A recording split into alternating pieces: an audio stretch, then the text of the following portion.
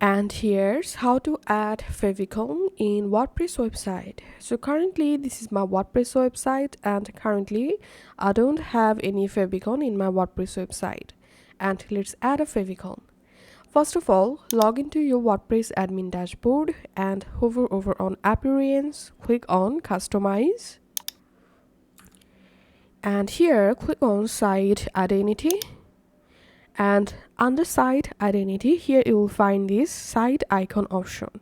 So we can see the width and height for a favicon, 512 by 512 pixels. So okay, now click on select site icon, and here click on upload files, click on select files, and now all you have to need to go ahead and upload your favicon.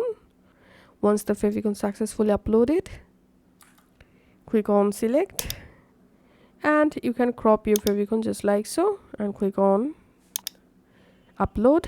And here we can see the favicon add date, and here we can see the favicon is showing now. Now click on publish, and this is how we can add favicon in our WordPress website.